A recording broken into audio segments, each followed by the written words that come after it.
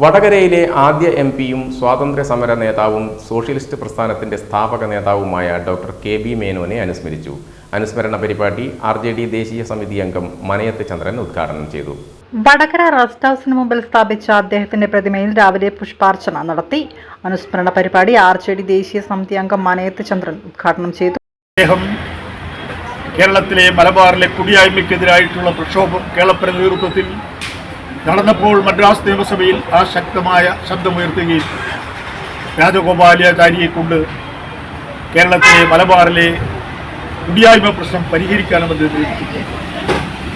India വിപ്ലവത്തിൽ അത് കെട്ടടങ്ങുമായിരുന്ന ഒരു സമരത്തെ തീപ്പൊരികളാക്കി മാറ്റി ഇന്ത്യൻ സ്വാതന്ത്ര്യ സമരത്തിലെ ഉജ്ജ്വല പോരാട്ടമായി ഇന്ത്യ വിപ്ലവം മാറുകയും അതിൽ നേതൃത്വം കൊടുത്ത സോഷ്യലിസ്റ്റുകളുടെ നേതാവായിരുന്നു കെ.ബി. മേനോൻ. അത് കഴിഞ്ഞ് 65-ൽ കൊയിലാണ്ടിയിൽ നിന്ന് അദ്ദേഹം തിരഞ്ഞെടുക്കപ്പെട്ടു.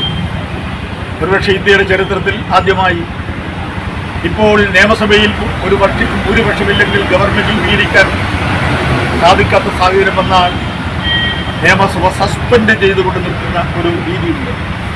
എന്നാൽ അന്ന് ആർക്കും ആ ഭരണഘടനാ സാധ്യതകൾ അറിഞ്ഞുകൂടായിരുന്നു. ആർക്കും ഭൂരിപക്ഷമില്ലാത്ത സാഹചര്യം വന്നപ്പോൾ അന്ന് ഒറ്റയ്ക്ക് ഏറ്റവും വലിയ കക്ഷിയായ കമ്മ്യൂണിസ്റ്റ് മാർക്സിസ്റ്റ് പാർട്ടിയും അതുപോലെ മുസ്ലിം ലീഗും.